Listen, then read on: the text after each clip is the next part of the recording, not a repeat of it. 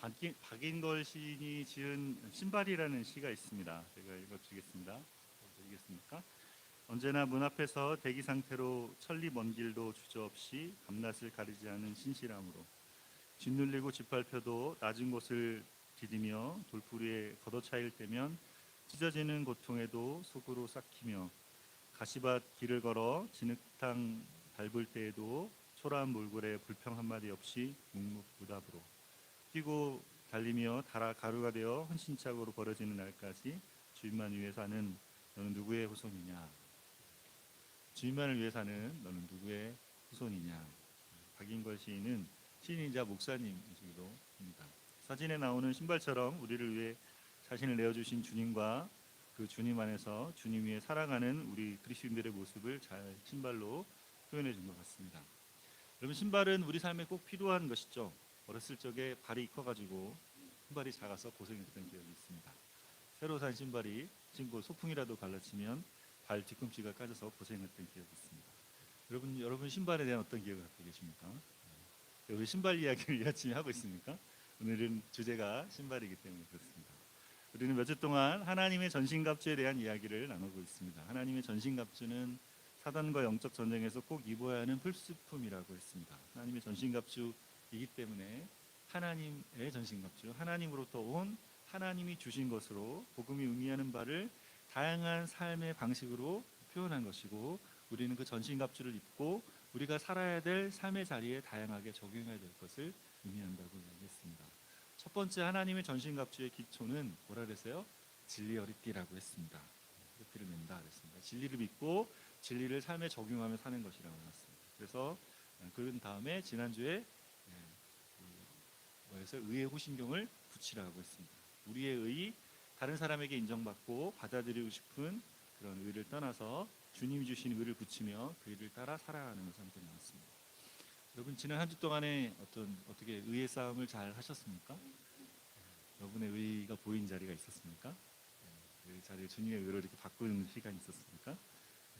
오늘은 하나님의 전신갑주가 신발입니다. 평안의 복음이 준비한 신이라 되어 있습니다. 전신갑주에 있는 신은 어떤 기능과 모습으로 이런 우리에게 갑주의 기능을 할까요? 또 이 신은 평안의 복음이 준비한 것이라는 수식어를 붙여 놓았을까요?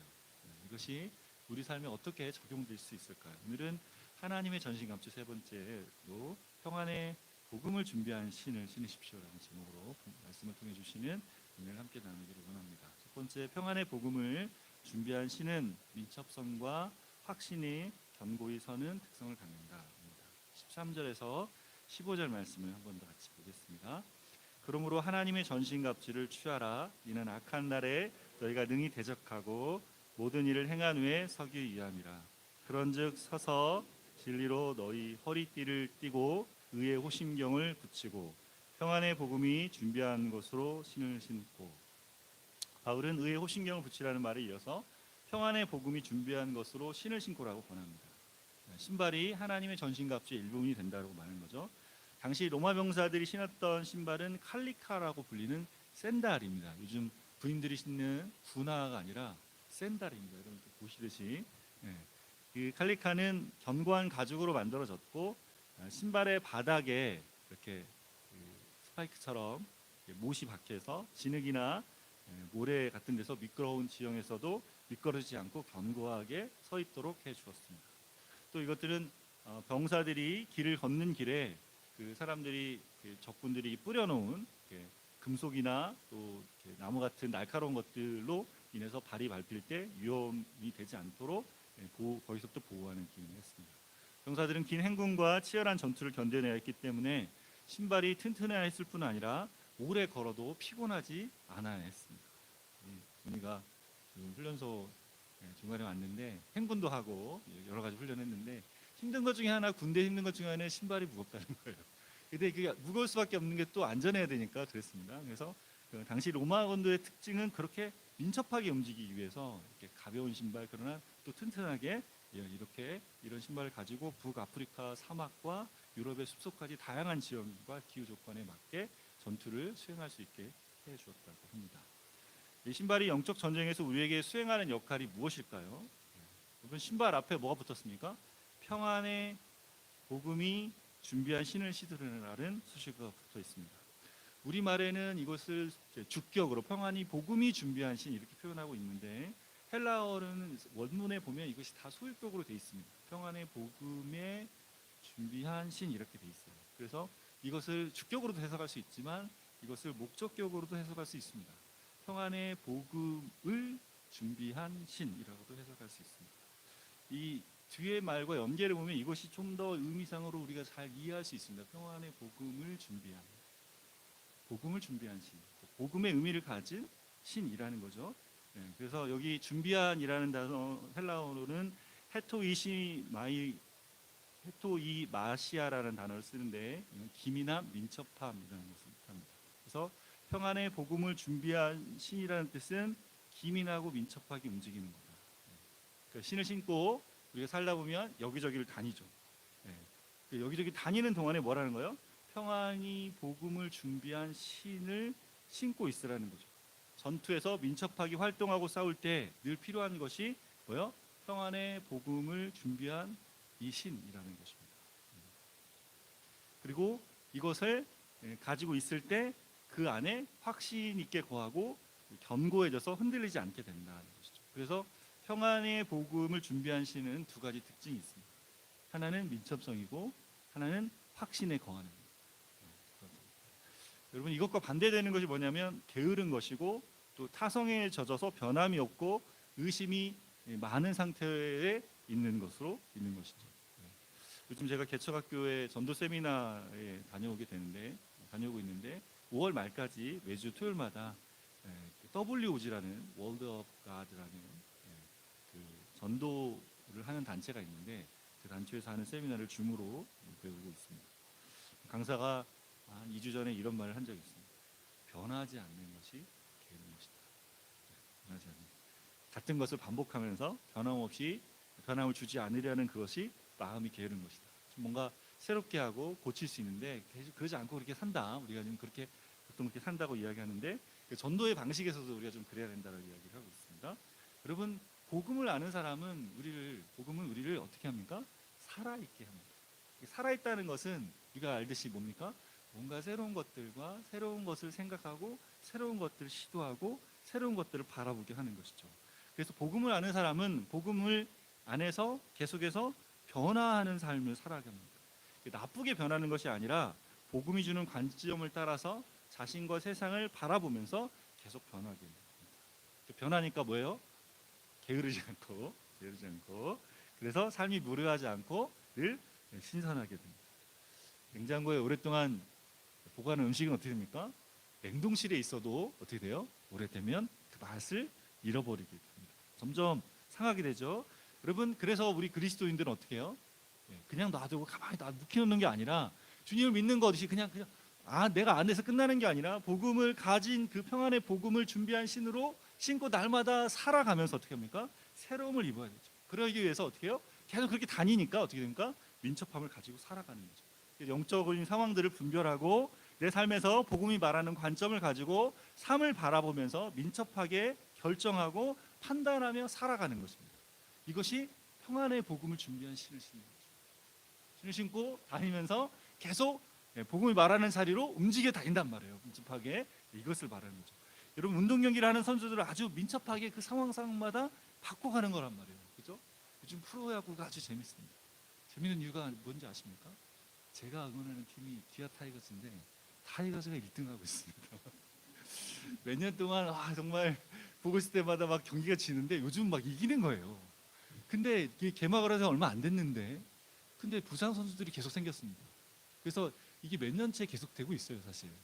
그 재작년에도 작년에도 개막해서 선수들이 부상을 당하니까 팀이 경기를 제대로 할 수가 없는 거죠. 경기력이 떨어지면서 계속 졌거든요. 올해도 똑같이 그런 거예요. 근데 올해는 뭐가 다른 겁니까? 준비한 겁니다. 이 선수들의 층을 두텁게해가지고 그렇게 부상도 생겨도 부상을 대처할 만한 선수들이 계속 나와서 경기에 이렇게 계속해서 대등한 경기를 하면서 이길 수 있게 된 거죠. 미리 어떻게 한 겁니까? 그럴 줄 알고 준비한 겁니다. 예상하고 민첩하게 준비한 거죠. 여러분 전투의 상황도 마찬가지입니다. 우리가 영적인 싸움을 한다고 했잖아요.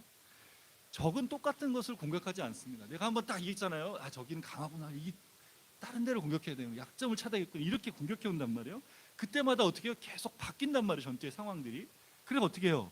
우리가 그때마다 운동력을 발휘해서 기민하고 민첩하게 그런 자리를 움직이면서 싸워야 된단 말이에요. 운동할 때랑 같이 싸움에서도 마찬가지 그런 상황인 거죠. 그래서 평안의 복음을 준비한 신을 신고 움직여 다녀야 된다는 거예요. 이런 싸움의 자리에서 평안의 복음을 준비한 사람은 쉽게 어떻게 해요? 요동하지 않습니다. 어떻게 해요? 평안이 복음을 준비한 것이 확신을 가지고 밑창에 스파이크를 받고 탁 서 있는 것처럼 확신을 가지고 서게 되죠. 확신한 자리에 거해서 싸움의 자리에서 흔들리거나 밀리지 않고 견고히 버티면서 이기게 되는 것입니다. 에베소서에서 바울은 계속 복음이 주는 견고함에 우리의 마음을 두는 것에 대해서 이야기를 했어요. 에베소서 4장 14절에 이렇게 말씀했습니다. 이는 우리가 이제부터 어린아이가 되지 아니하여 사람의 속임수와 간사한 유혹에 빠져 온갖 교훈의 풍조에 밀려 요동하지 않게 하려 함이라라고 말했습니다. 평안의 복음에 준비한 신을 신지 않을 때 어떻게 된다는 거예요? 사람의 속임수와 간사한 유혹에 빠져서 온갖 교훈의 풍조에 밀려 요동치게 된다는 거예요.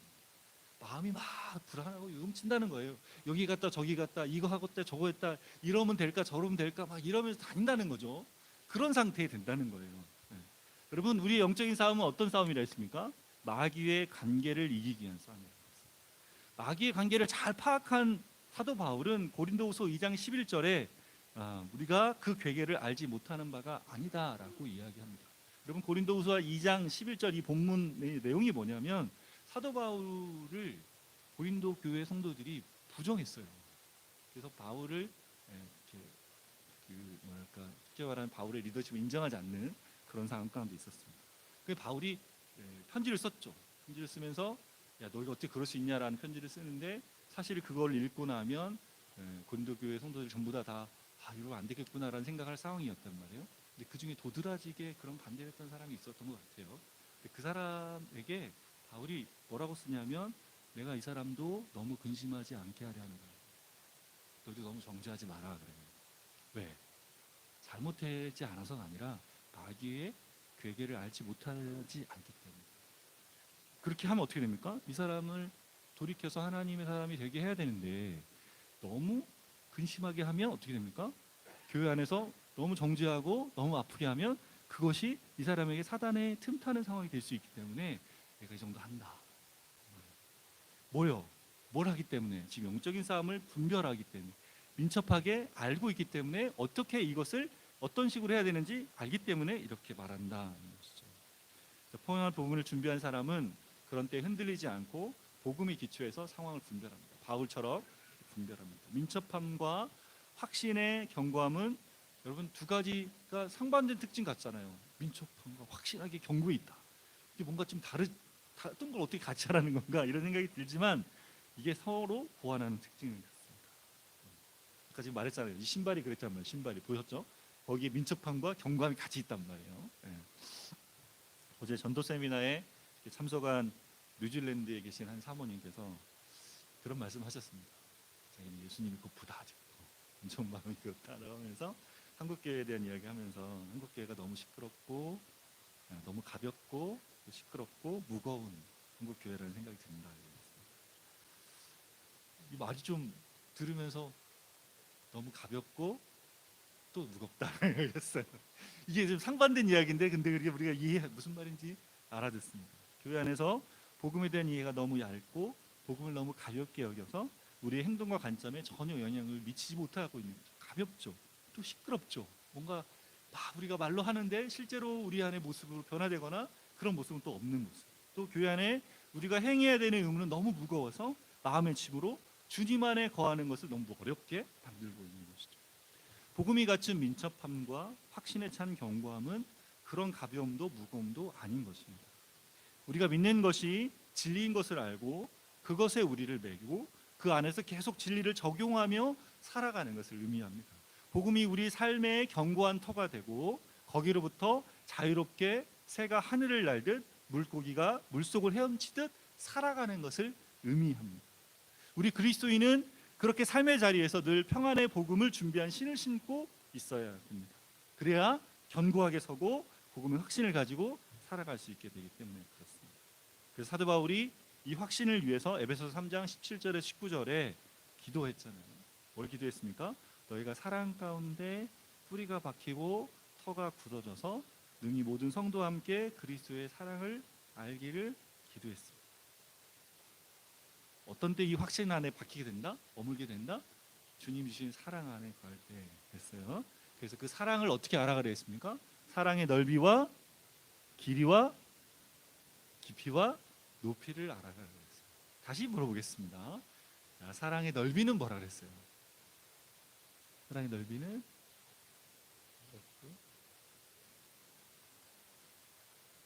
넓이는 뭘 의미한다 그랬습니까? 사랑의 넓이는 우리가 살고 있는 모든 지경, 공간을 의미한다 그랬죠. 우리가 살고 있는 모든 지경, 삶의 모든 지경 안에 주님의 사랑이 미치는 거예요. 길이는 뭐라 그랬어요? 그랬어요. 우리의 살았던 모든 과거, 우리가 지냈던 그 과거와 현재와 미래의 모든 시간에 주님의 사랑이 미치는 것을. 깊이는 뭐라 그랬습니까? 어떻게? 뭐라고 들리게 말씀해 주세요. 우리가 가지고 있는 죄의 깊이, 어둠의 깊이, 저 깊은 자리에도 주님의 사랑이 거기에 미치는 것을. 높이는 뭐라 그랬습니까? 주님 우리를 높여주셔서 하나님 자녀 되기까지 하나님의 영광의 자리에 우리를 세워주신 그 자리까지 주님의 사랑이 미치고 있습니다. 여러분, 이 사랑을 우리가 알아갈 때, 거기에 계신 주님을 만날 때, 우리가 새벽 날개를 치며 바다 끝에 거해도 거기 계신 주님이 거기서 나와 함께 하심을 아는 그 자리에, 그 사랑을 알 때 거기에 어떻게 됩니까? 복음이 말하는 실제가 거기 있습니다. 거기에 견고하게 서게 되고 거기서 확신을 갖게 되고, 그 확신으로부터 우리가 살고 있는 이 삶의 자리는 모든 것이 다 복음 안에서 움직이며 민첩하게 적용할 수 있게 된다 이야기입니다. 여러분, 하나님 사랑을 알고 그 사랑 안에 거하는 그때 우리가 어떻게 돼요? 자유케 됩니다. 민첩하게 되고 지혜롭게 되고 그분께 눈을 맞추며 기민하게 됩니다. 여러분, 평안의 복음을 준비한 신을 신으시기 바랍니다. 날마다 어디를 가나 주님 안에서 무슨 신을 신고 있는지 내 신발을 보시면서 내가 평안의 복음을 준비한 신을 신고 있구나. 그래서 이 신발을 가지고 민첩하게 확신하며 살아가는 저 여러분 되시기를 바랍니다. 두 번째로, 평안의 복음을 준비한 신을 신는 것은 하나님과 사람 사이의 화목을 삶에 적용하는 것이다. 이런 평안의 복음을 준비한 신을 신고 싶어도 이게 지금 무슨 말인지 잘 모르겠어요. 이 복음이 무엇을 말하는지, 왜 평안의 복음인지를 모르면 이게 지금 무슨 말인지 잘 모른다는 거죠. 복음의 특징을 여기 평안의 복음이라고 하는 특징으로 규정시켰어요. 우리가 신는 신발이 뭐다? 평안을 주는 복음의 특징을 가지고 있다는 거죠. 복음의 특성이 사랑, 기쁨, 용서, 의로움, 이런 것들 여러 가지가 있는데, 특별히 우리가 날마다 신고 있어야 될 신은 뭐다? 평안이다. 평안. 그런 평안의 복음의 특징의 신을 신으라는 거죠. 우리가 민첩하게 확신을 가지고 신어야 하는 복음의 신발의 특징이 한마디로 평안이라는 겁니다. 어떤 평안입니까? 평안은 어떤 평안입니까? 평안이 뭡니까? 아까 샬롬 했어요. 그렇죠? 샬롬의 뜻이 뭐예요? 평안하십시오. 근데 이 평안은 뭐예요? 가장 먼저 평안의 기초가 뭐냐면 하나님과의 평안이에요. 그 평안이 되면 그 다음엔 다 평안이 되기 시작하는 거예요. 이렇게 됩니다. 우리나라 사람들 만날 때 안녕하세요 인사하는데, 이스라엘 사람들 만날 때 샬롬 이렇게 인사합니다. 이 사람들이 말하는 것은 이 샬롬의 기초, 평안의 기초가 하나님과의 관계에 있다고 생각하는 거죠. 우리가 말하는 뭐예요? 우리 인생이 가진 네 가지 관계 이야기했어요. 신앙생활은 관계다. 우리는 관계를 이해한다 그랬어요. 네 가지 관계가 뭐라 그랬습니까? 나와 하나님과의 관계, 나와 나의 관계, 나와 이웃과의 관계, 나와 세상과의 관계, 이 네 가지 관계가 있다 그랬습니다. 자, 이 관계를 원래 주님이 주셨는데 우리가 이 관계가 깨어진 것으로 우리의 평안이 잃어버려지게 됐다. 그랬어요.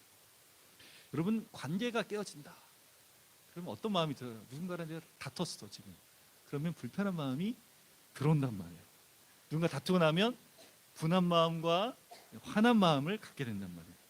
여러분, 우리가 하나님과 우리 사이가 불편해졌다, 깨어졌다, 아니 성경의 진리, 그래서 그 성경이 말하는 우리의 상태, 하나님과 우리 사이의 상태는 우리가 하나님의 심판 아래, 하나님의 진노 아래 놓여지게 되었다라고 이야기한단 말이에요. 근데 여러분, 관계는 상대적이잖아요.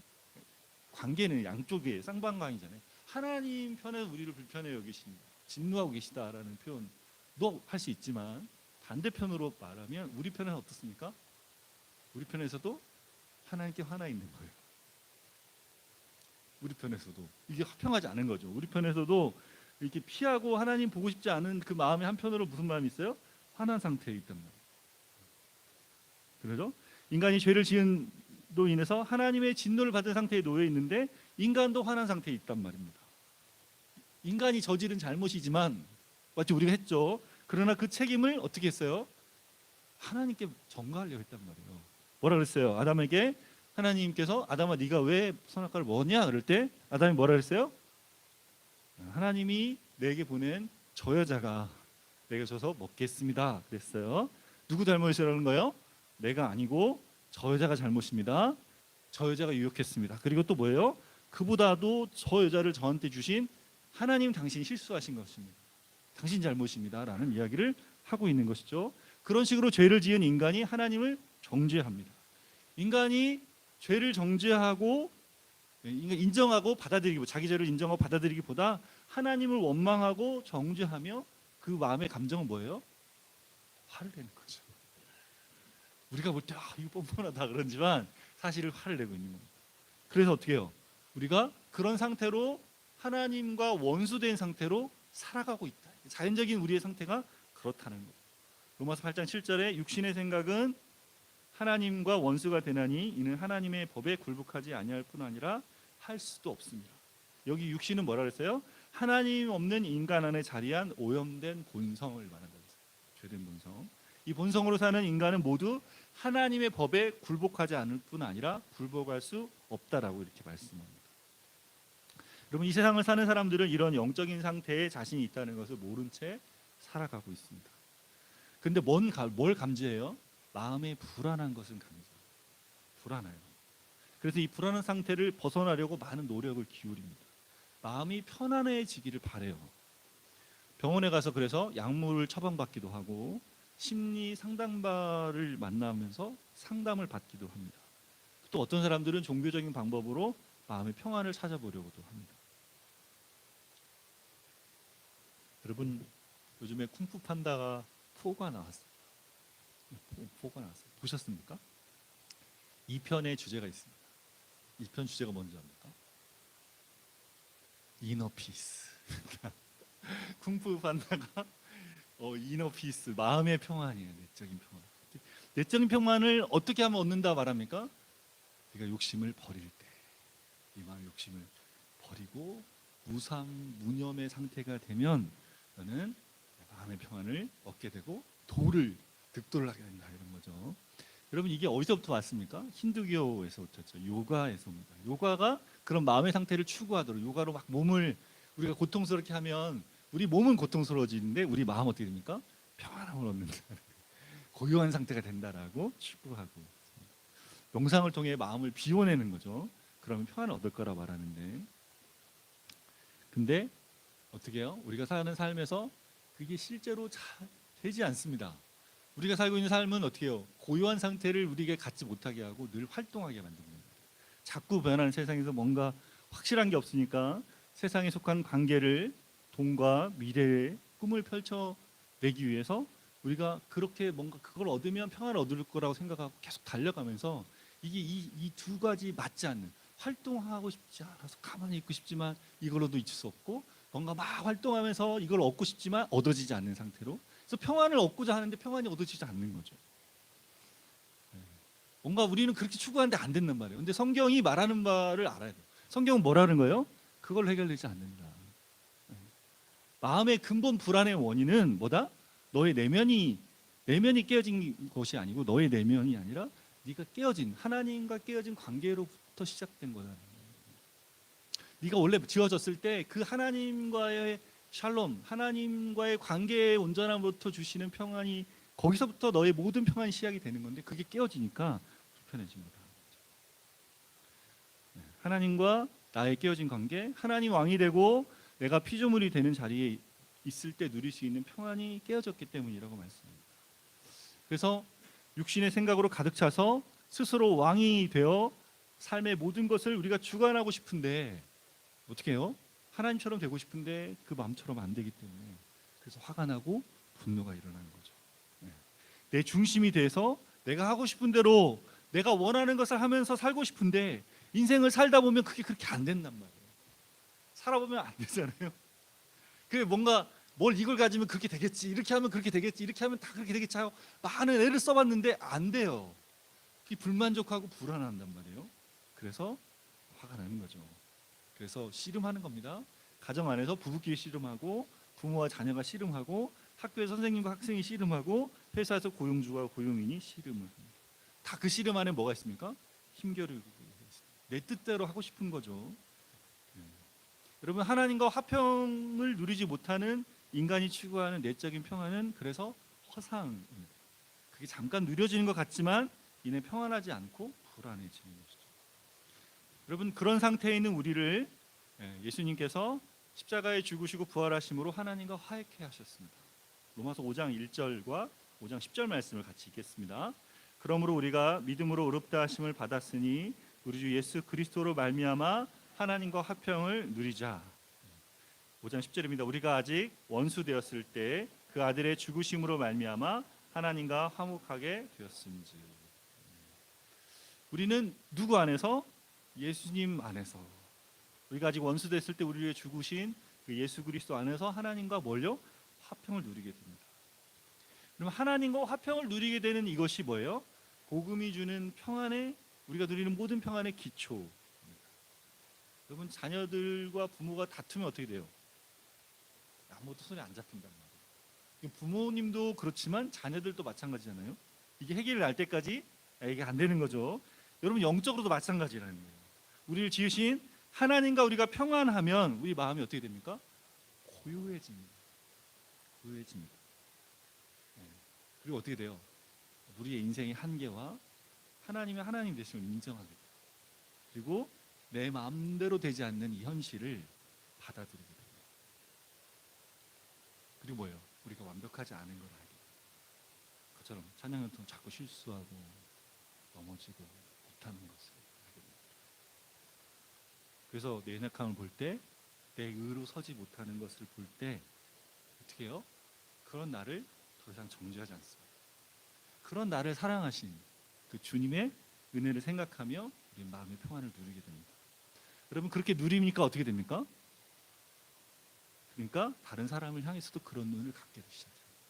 다른 사람과 경쟁하고자 하는 마음도, 마음에 들지 않아서 불편해하는 마음도, 화가 나는 마음도, 분노하는 마음도 잦아들게 되는 것이죠. 그래서 어떻게 돼요? 복음, 평안의 복음에 예비한 신을 신는 사람은 계속 복음을 가지고 있는 사람은 어떻게 됩니까? 자주 화내던 사람이, 오랫동안 분노를 품고 살던 사람이, 마음이 불안해서 어찌할 바를 알지 못하던 사람이 어떻게 됩니까? 평안을 누리게 됩니다. 평안을 누리기 시작하고 점점 그 평안이 무엇인지를 알아가기 시작합니다. 왜요? 주님이 주시는 그 복음의 은혜 안에서 나 자신을 보고 다른 사람을 바라보고 그렇게 관계해 가기 때문에 한없이 못하고 깨어진 자신의 모습을 보면서 연약해서 넘어지는 자신의 모습을 보면서 그런 나를 용서하신 주님의 은혜를 알고 그렇게 다른 사람을 대하며 그 태도들이 달라지는 것이죠. 복음을 알지 못하는 사람은 누리지 못하는 마음의 평안을, 내적인 평안의 복음을 누리며 살아가게 됩니다. 여러분은 어떠신 것 같습니까? 저희 여러분 복음원의 교회에 지금 계신데 이번 주에 모임을 하면서 만남 가운데 여러분 만나면서 우리 교회 성도님들이 조금씩 이 복음이 주는 평안을 누리고 있다는 생각을 하게 됐습니다. 뭔지는 모르지만 평안의 복음을 묵상하기만 해도 그리스도 안에서 하나님과 화목하게 되었다는 이 사실이 우리를 평안케 한다는 것을 경험하고 있다는 것을 지금 나누고 있습니다. 여러분, 평안의 복음을 아는 사람은 에베소서 4장 26절에 분을 내어도 죄를 짓지 말며 해가 지도록 분을 품지 말고 마귀에게 틈을 주지 말라는 말씀을 적용하며 살아갈 겁니다. 살다 보면 우리가 주님 믿고 있어도 어떻게 해요? 욱한단 말이에요. 욱하고 화가 나죠. 근데 거기에 평안의 복음을 준비한 신을 신는 사람은 그 자리에서 어떻게 합니까? 그 자리에서 먼저 하나님과 화평을 먼저 누립니다. 그래서 어떻게 해요? 주님 안에 주시는 용서의 은혜, 욱했던 나에 대해서 욱했구나 또 올라왔구나, 이거 보면서 어떻게 해요? 먼저 주님께 가는 거예요. 하나님 주신 평안 안에 나를 먼저 둡니다. 그리고 어떻게 해요? 상대를 향해서 내가 맞고 네가 틀렸다라고 나의 의를 주장하는 싸움을 하지 않는 거죠. 의의 싸움을 하지 않는 거예요.